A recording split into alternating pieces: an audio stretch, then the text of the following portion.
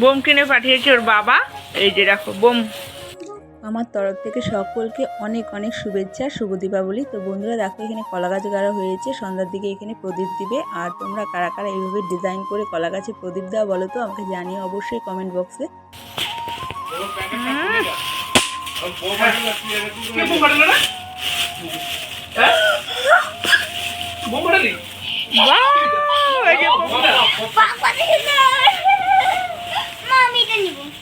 নমস্কার বন্ধুরা, তোমরা সকলে কেমন আছো? আশা করি ভালো আছো। তো আরও একটি নতুন ভিডিও নিয়ে চলে এলাম তোমাদের সামনে, আশা করি ভালো লাগবে। তবে এটা নতুন ভিডিও হলেও অনেকটা লেটে ছাড়ছি, ভিডিওটা অনেকটাই পুরানো আগের। তো যাই হোক, তোমাদের সাথে শেয়ার করা হয়নি তাই আমি শেয়ার করছি। এটা হচ্ছে কালী পুজোর আগের দিনের ভিডিও। তো দেখো কতগুলো বোম কিনে পাঠিয়েছে ওর বাবা। তো মেয়ে তো প্রচণ্ড খুশি, মানে ও পুরো এক্সাইটেড। তো যাই হোক, এখনই শুরু হয়ে যাবে ওর বোম ফাটানো। তো মেয়ে তো আমার প্রচণ্ড খুশি। এবার বলছে মা রাত্রি কখন হবে, কখন আমি বোম ফাটাবো? তো বলছি যে ঠিক আছে, এটা ঢিল বোম ছিল বাচ্চাদের, আর আমাদেরও খুব মানে ভালো লাগে এই বোমটা। শুনে এক কাকাতো বোন বসেছিল, মানে ওর মাসি, ও বলছিল আমাকে কটা বোম দে। ও বলছিল না কেন দেবো, এটা আমার বাবা পাঠিয়েছে শুধুমাত্র আমার জন্য, আমি দিব না। তো দেখো আমি ফাটাবো, তুমি দেখবে। তো এই সমস্ত বলছিল। যাই হোক, আর আমরা ছাপানো হচ্ছিল, আরও বেশি বেশি খেপে যাচ্ছিল।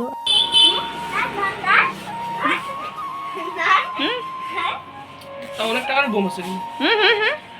হ্যাঁ গাড়ি মধ্যে কি ভাই গাড়ি না মনে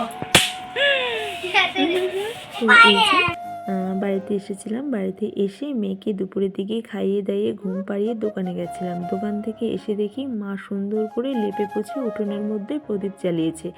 আর এই নিয়মটা কিন্তু আমাদের পূর্বপুরুষ থেকে চলে আসছে, মানে পূর্বপুরুষকে বাতি দেওয়ার। তো যাই হোক, সেই নিয়মটা আজও পালিত হয়, মানে সবসময় হবে। এটা নতুন করে তো কিছু নয়, অনেকেই জানো, অনেকের বাড়িতেই প্রদীপ দেয়।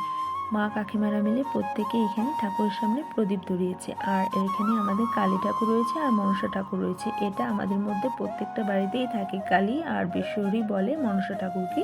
তো দেখো কাকিমাদের বাড়িতে পুজো করেছে, তাই কাকিমা বললো প্রসাদ নিয়ে যা, কাকু বলেছে। তো যাই হোক, কাকিমাদের বাড়িতে এসে প্রসাদ নিয়েছি। আর এদিকে মেয়ে তো প্রচণ্ড অস্থির হয়ে গেছে, বাইরে যাবে। তো আমি শুধুমাত্র দোকান থেকে এসেছি। মেয়ে বলছে যে মা তোমাকে রেস্ট করতে হবে না, তুমি এক্ষুনি চলো, আমাকে বোম পাঠিয়ে দিবে। ও তো শুধু এই ঢিল বোমটাই ফাটাতে পারে, আর তার থেকে বেশি কিছুই পারে না। আর তারাবাতি তো আরও অনেক রকমের বোম ছিল, সেগুলো ওর পক্ষে একদমই সম্ভব না। তারপর কি করেছে, সমস্ত বোমগুলোকে আমি গুছাইনি, ওই গুছিয়েছে। তারপর এগুলো নিয়ে বাইরে ফাটাবো, মানে বাড়ির উঠোনে।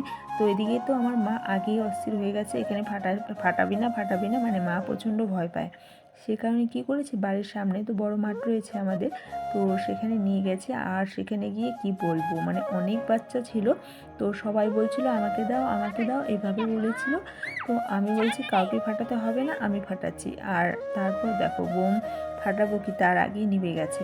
তারপর তো এই যে অনেকবার ধরানোর চেষ্টা করছি, আর নিজে প্রচণ্ড ভয় পাচ্ছে। আর এই যে দেখো আমার এক দাদার ছেলে, মানে ভাস্তা, মানে ও বলছে পিসুমনি এত ভয় পায়। আমি বলছি না দাঁড়া, কাউকেই ফাটাতে হবে না, আমি ধীরে সুস্থে সব ফাটাচ্ছি বোম, তোরা শুধু দেখবি। তারপর তো দেখো কি, এই যে এটা হচ্ছে ফাটানো বোম না, এটা হচ্ছে ধরে আর কি তারাবাতির মতো ঘোরাতে হয়, সেটা তো আর আমি জানি না। তো আমার ভাস্তা বলছে যে দেখো পিসুমনি কি ভদাই জানেও না। তো দেখো তারপর ওটা ধরানো হয়ে গেল। এবার ধরাবো তুবড়ি। এগুলো ধরাতেও প্রচণ্ড ভয় লাগে, জানি না এই বোমটার নাম কি আদৌ তুবড়ি, সেটাও কিন্তু জানি না। তো আমার বোমের প্রতি মানে অতটা নলেজ নেই, আমার মেয়ের বেশি নলেজ আমার থেকেও। ওর যে এত বোম কিনে দেওয়া হয়েছে, তাও ওর কাছে ওর পছন্দ হয়নি। মানে বলছিল যে বাবা আমাকে কি কিনে দিয়েছে, আমার পছন্দের বোমই কিনে দেয়নি। মানে এক ব্যাগ এক প্লাস্টিক বোম কিনে দিয়েছে, তবুও তার পছন্দ হয়নি। তারপর দেখো কত সাহস করে চকলেট বোম ধরিয়েছি।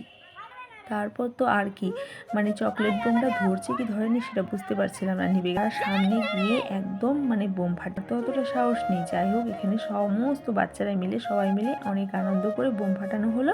তারপর মেয়েকে বললাম হয়ে গেছে অনেক বোম ফাটানো, এবার বাড়ি চলো। তারপর বলে না হয়নি এখনও, এক প্লাস্টিক বোম নিয়ে গেছে, আর ওর সবেমাত্র 2-3টা বোম ফাটানো হয়েছে। তাহলে কি আর ওর হয়? তো বলছিল না মা এই দেখো কত বোম এখনও রয়েছে, এগুলোকে সব ফাটাবো তারপর তো কি করেছি না, এই সব বোম ফাটাতে গেলে অনেক সময় লাগবে, সবাইকে বোম দিয়ে দিয়ে একবার শেষ করে দিয়েছি। কারণ আমি দোকান থেকে সবেমাত্র এসেছিলাম, চাও খাইনি, আর প্রচণ্ড মাথা ধরেছিল, আর বাচ্চা কাচ্চা চেঁচামেচি শুনে আমার আরও মাথা যন্ত্রণা করছিল। তারপর সবাইকে দিয়ে মানে তাড়াতাড়ি বাড়ি আসার জন্য সবাইকে দিয়ে দিয়েছিলাম। তারপর কি হয়েছে, মানে বিপদ, এত বড় বিপদের হাত থেকে বেঁচে গেছি। তো মানে বোম ফাটাতে গিয়ে আমার হাতটা পড়ে গেছিলো। তো যাই হোক, সামান্য লেগেছে। তো বন্ধুরা, এটাই ছিল আজকের ভিডিওটি ভালো লাগলে লাইক কমেন্ট শেয়ার সাবস্ক্রাইব করে দিও। Tata bye bye, good night.